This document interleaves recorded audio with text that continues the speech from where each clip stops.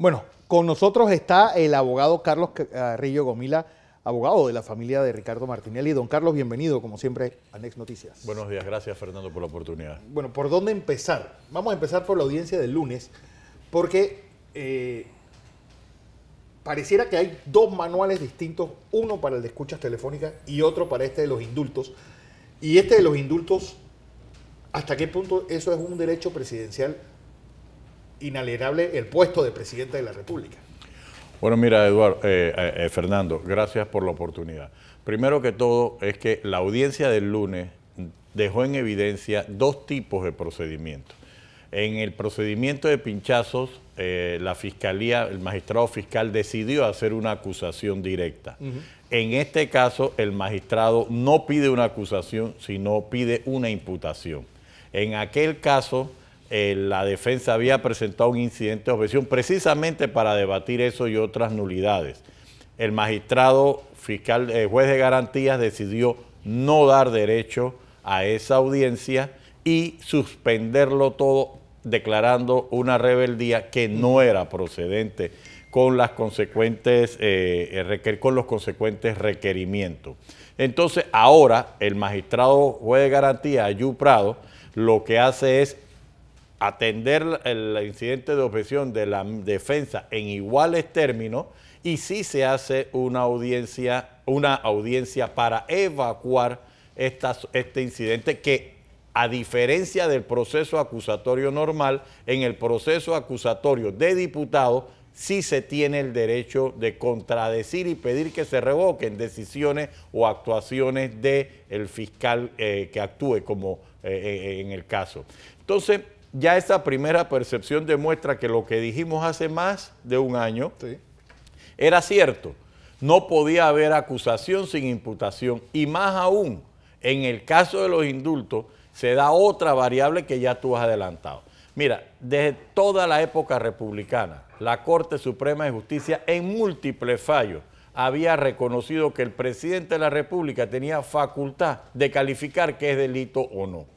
Aquí se han hecho discusiones sobre la naturaleza de delito político o no, pero la Corte, desde los fallos del inicio de la República, había reconocido que el presidente de la República tenía esa facultad.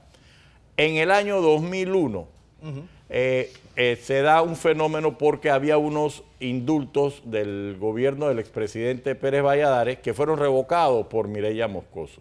La Corte Suprema de Justicia, a pesar de esa revocatoria, declaró constitucional en el año 2001 esos indultos.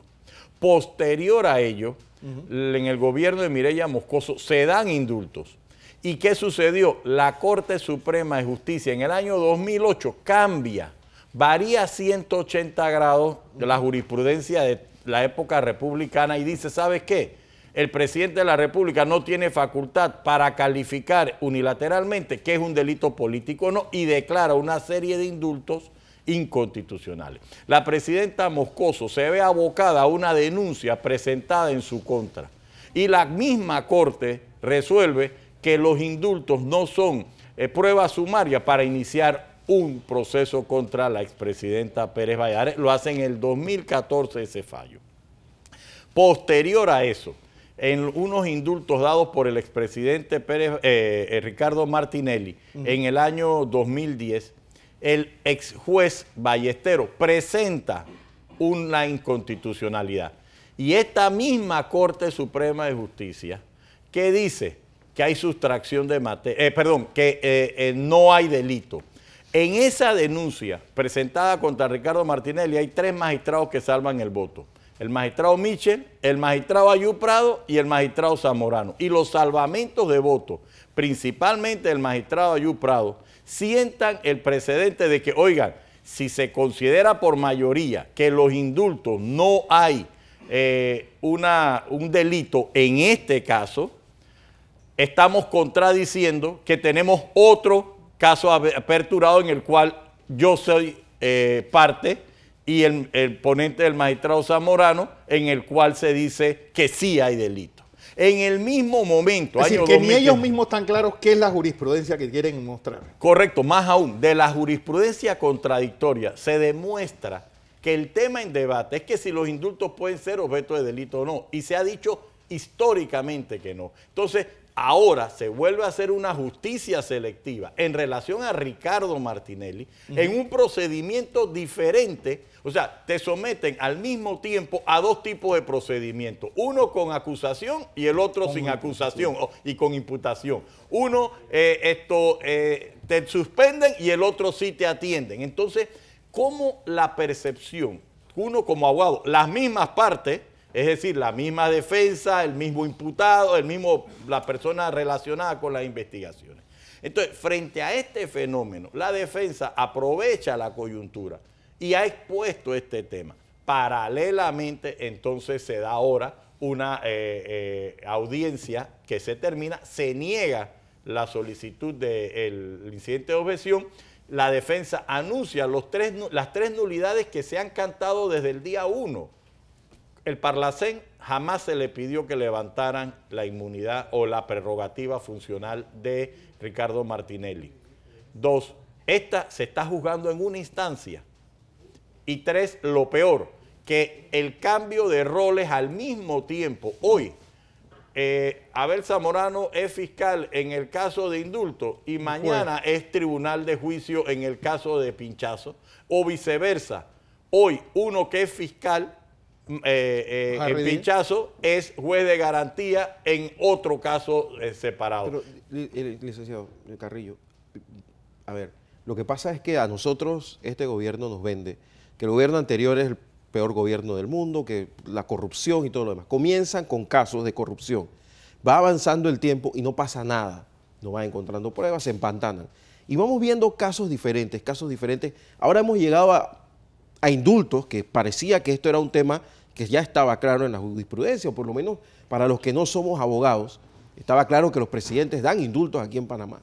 Da la impresión de que se está buscando cualquier tipo de caso. Mañana pueden abrir un expediente porque se lavaban mal los carros en el Estado y alguien tiene que ser responsable de eso. O sea, la justicia da para que aquí hasta el año 2019 se comiencen a seguir dando procesos a diestra y siniestra. Más allá todavía. En virtud de unas últimas reformas a la prescripción, ya podemos comenzar a investigar de 1987 hasta la fecha. Claro está, hay que tener un periodo de consideración, puede ser del 90 para acá. Cualquier hecho relacionado con las finanzas públicas puede ser investigado. Entonces tú estás vendiendo eso por un lado, y por otro lado, vamos a tocar el tema. O sea, ya la defensa ha dicho que los fondos correspondientes a otra situación que paralelamente ha surgido con un espectáculo en cuanto al helicóptero de la familia Martinelli, ya la defensa ha dicho, oye, ahí están los cheques. Hoy, el diario que tiene la documentación del expediente, que no la tenemos la defensa, saca a relucir de que se puede relacionar uno de esos cheques emitidos en diciembre del 2014, después que el expresidente Martinelli había dejado su cargo, pudiera ser relacionado con otro expediente. Pero, oye, ese otro expediente de cobranzas del ISPO se investigó durante 2 años. ¿Y ustedes saben qué? Ese cheque nunca fue objeto de ninguna vinculación con ilícito alguno. Entonces, ahora, después del periodo del presidente Martinelli, ese diario está tratando de relacionar un cheque que estaba relacionado a la compra del helicóptero con los elementos de un proceso que ya terminó su investigación. Ya que no podemos enredar acá, vamos a enredar acá para ver si encontramos por dónde. Si ya lo investigaste. Esa es la idea que están buscando entonces. Correcto. Si ya lo investigaste y ese cheque ni siquiera tuvo relación con ilícito alguno, porque si lo hubiera tenido, lo hubieran dicho. Dicho de un principio. Correcto. Ese cheque, ahora entonces, como te dicen, oye, tú estás investigando Odebrecht, me estás investigando una cantidad de bienes, o me estás investigando un bien en específico porque lo han mencionado. Pero la persona que lo menciona dice, oiga, yo no sé nada de Odebrecht, yo no conozco nada de Odebrecht. Si tú estás investigando Odebrecht, tú vas a utilizar esa excusa para entonces abrir e investigar todos los bienes de la familia Martinelli. Eso sería una aberración y un uso del poder brutal por encima de los parámetros normales. La pregunta, don Carlos, es decir, aquí se está utilizando como si Evelyn Vargas hubiera sido abrir la caja de Pandora. ¿Realmente qué fue lo que dijo ella? Bueno, mira, yo no me voy a referir en este momento a las declaraciones que han sido publicadas. Nosotros estamos haciendo un llamado a la señora fiscal por escrito, Sí. que por lo menos nos permita acceso al expediente. Segundo, que tenga cuidado. ¿Por qué? Porque las investigaciones van en base a que si hay un delito o no. No va a investigarse ni nunca a perjudicarse a terceras personas por el hecho de que en base a una excusa de Odebrecht se estén investigando todo lo que encuentre. Te pongo un ejemplo. Hay cheques de Odebrecht que sí están en el expediente y no se están investigando. Entonces, ¿cómo tú explicas abrir 6 investigaciones por una misma relación y no acusar a Odebrecht? O sea, ni siquiera pedir nada en relación a los cheques directos de Odebrecht a terceras personas. No pongamos la calificación que sea. Entonces tú te saltas miles de millones de dólares en cheques para entonces buscar un cheque de terceros que no guarda la relación y decir captura el helicóptero porque tiene relación con Odebrecht, violando las reglamentaciones de aeronáutica, violando principios generales, asumiendo situaciones y omitiendo las limitaciones del poder, trascendiendo fronteras y peor aún, omitiendo la protección a la propiedad privada. O sea, ya estás hablando, por ejemplo, en los comunicados oficiales se habla de que confiscan helicópteros. Oye, pero si ni siquiera ha habido una vinculación con Odebrecht, ¿cómo tú puedes hablar de confiscación si no hay un procedimiento? Entonces, sí, la defensa ayer se hizo por parte del vocero, el señor Camacho, una serie de afirmaciones. En la audiencia nosotros invocamos la relación a que no existe delito. O sea, ¿tú cómo me vas a decir a mí que el artículo 186 de la Constitución dice el presidente no tiene responsabilidad? Y eso se ha aplicado por mismos precedentes de la Corte, que nunca un precedente responde por un decreto ejecutivo. Entonces, ¿cómo trastocas todo esto para perjudicar ya no tan solo a Ricardo Martinelli Berrocal, sino a su contorno familiar?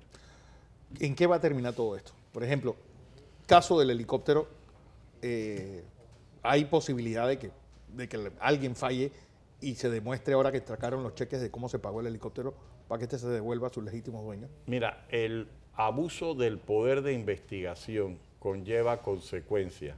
Lamentablemente, la investigación y más en el sistema anterior, pues era unilateral de la señora fiscal. Sí. O sea, ¿en qué va a quedar todo esto? En que esperemos que se respete la garantía y la propiedad privada, se garantice una investigación y que si ya se comprueba en cuanto a todos los elementos del expediente que no guarda relación con Odebrecht, ¿por qué yo tengo que ser perjudicado en mi patrimonio? O sea, y más aún, ¿hasta dónde lo vas a extender? O sea, porque si tú tienes que tener una prioridad de cuidar las finanzas públicas y lo que estás haciendo es una persecución fuera de los parámetros de la ley, estás desconociendo tus obligaciones. Yo no sé por qué. Yo no sé si es que no quieres investigar otras cosas o si tienes una escala de valores diferente. Pero vuelvo y te repito, todo abogado y todo investigador sabe que tienes que comenzar a investigar el objeto del delito. Y el objeto del delito aquí era Odebrecht. Y si la persona que te relaciona, que tramitó en algún momento privadamente una X o Y cosa desde legalmente, donde te dice no ha habido delito, sino que sí, ellos tienen esto, y tú agarras eso de excusa para pasar y tapar la visión de ver que hay una cantidad de cheques que sí tienes que investigarlo para ver si hay relación o no y que se justifique. ¿La Fiscalía tiene alguna prueba de que ese helicóptero se compró con dineros de Odebrecht? No, no tiene ninguna porque incluso si la tuviera sería falsa. Entonces, ¿por qué tienen el helicóptero detenido? Porque eso es lo que hay. Más aún, publicado en todos los medios, confiscado el helicóptero. Confiscado el helicóptero. Es más, el querellante se presenta a recibir el helicóptero. O Entonces, ¿qué estamos hablando? Yo le digo detenido porque la forma como lo presentan es como si fuera el helicóptero un capo de la droga, que hay que custodiarlo y traerlo y presentarlo como un show. Y es verdad que el que trajo el helicóptero no es idóneo para ya la Fiscalía tendrá que tema, responder por eso, porque existen convenios, existen reglamentaciones, existen normas específicas que prohíben que personas no calificadas manipulen en riesgo propio y de terceros este tipo de aeronaves. Parece que el exceso, incluso, mira, es aberrante que tú quieras dar la imagen de un acto por encima de la ley y violar la seguridad de la propiedad privada. Ojo, estamos tocando la propiedad privada sobre cualquier pretexto. Ya se rompieron ciertas reglas del propio derecho. Ahora no nos importa tan solo con la libertad personal, no nos importa tan solo con la persecución o las acusaciones o la calumnia pública, sino vamos con el entorno familiar y no conformes con eso, entonces vamos con los bienes. Ojo, tú no puedes hablar de términos, siendo funcionario público, como de confiscación y mucho menos dar ese espectáculo público para mostrar un trofeo frente a una investigación no vinculada a esos bienes. Es muy peligroso lo que ha ocurrido con lo del helicóptero y esperemos que la Corte Suprema de Justicia ponga un alto. ¿Por qué? Porque todo el mundo sabe los parámetros de las investigaciones contra Ricardo Martinelli y Berrocal. Y ahora que una fiscal haga esto a sabiendas de que es de la familia Martinelli, por encima de las formalidades y ni respetando la frontera, esto yo siento que va a traer consecuencias muy graves y rompimiento del orden institucional. Más aún, ¿cómo tú me vas a decir a mí que tú puedes llevar una investigación contra Ricardo Martinelli si los precedentes de no admisibilidad de las denuncias contra diputados contradicen la situación igual que los fallos precedentes? Bueno, vamos a ver en qué termina todo esto, don Carlos. Gracias por a ti por la acompañarnos. oportunidad.